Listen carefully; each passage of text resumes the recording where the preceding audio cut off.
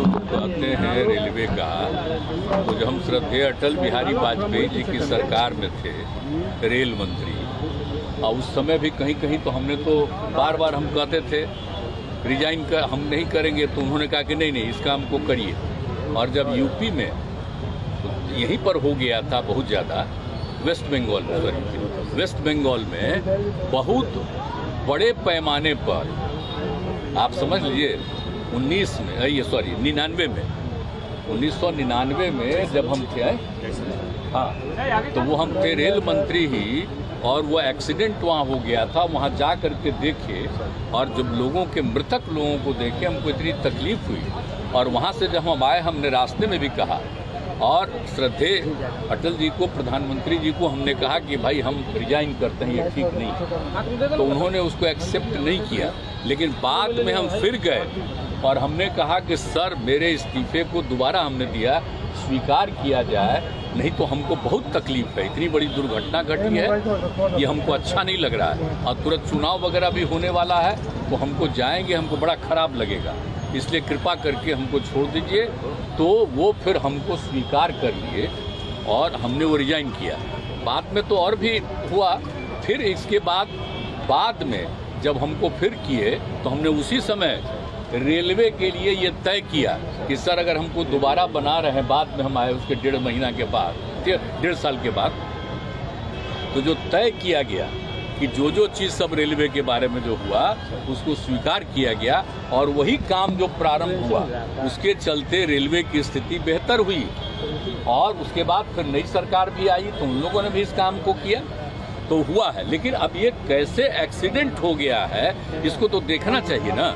और पहले आप जानते हैं रेल का जो डिपार्टमेंट होता था उसका बजट पेश होता था अलग से, आप जानते हैं ना। और सारे लोग, आपको नहीं मालूम है, पूरे लोकसभा में और राज्यसभा में सबसे ज्यादा लोग उसी के बारे में कहते थे। और जब हमको फिर मंत्री बने, तो हमने सारे लोगों को, जितने एमपी और इसके होते थे लोकसभा राज्यसभा, सब की बात सुनते थे, और उनके इलाके में 6 महीने में एक काम जरूर करवाते थे। तो इसलिए सब लोग होता था, सब लोगों की बात थी। और अब बाद में सोच लीजिए, उसका आज बजट पेश होता था। जब बजट पेश होता था, सबसे पहले वो इतना ज्यादा आकर्षित, आप जानते हैं, जो हम रेल मंत्री थे, पूरी रात चलती रहती थी हाउस, 7 बजे सुबह जाकर के बंद होता था, और अगले दिन का समझ लीजिए हम लोग करते रहते। लेकिन अब नई सरकार आई है, उसने बजट को ही खत्म कर दिया। तो इन लोगों को कोई सेंस है जी? आज जो है प्रधानमंत्री, उनको सोचना चाहिए ना कि उनके राज्य में कितना विकास के लिए गए, कितना काम किया। इन सब चीजों को तो यादें नहीं रखेंगे, तो छोड़िए ना, हमको उन सब की बात नहीं है। लेकिन मुझे बड़ी तकलीफ हुई, और मेरे कार्यकाल में जब हुआ तो आप समझ लीजिए रिजाइन करने वाले बहुत कम, 1-2 लोग थे। और हमने कहा कि हम किसी कीमत पर, और उसके बाद में सब चीज को कितना संभाला। अब अभी हो रहा है, अच्छा नहीं लग रहा। हम तो कुछ कहते नहीं है, हमको उस पर दुख प्रकट किया, हमने तो कुछ नहीं कहा।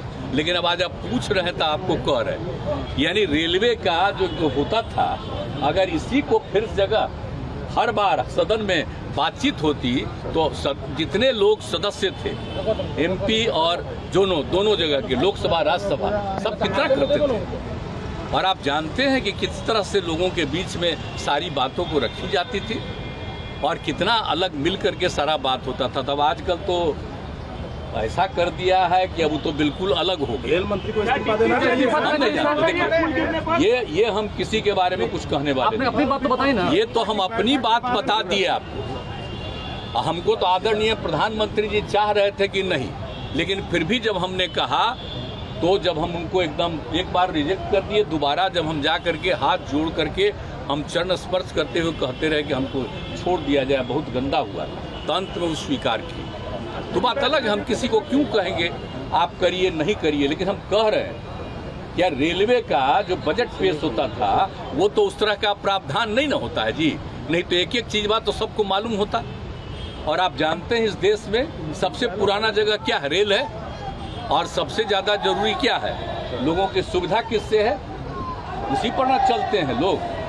तो ये तो बहुत आवश्यक चीज है, लेकिन उसको छोड़ करके लोग अपने ढंग से आजकल काम प्रचार प्रसार कर रहे हैं। सारा चीज आप समझ लीजिए, ये लोग तो जितना पुराना सब चीज है सबको खत्म कर देंगे, पौराणिक कर देंगे।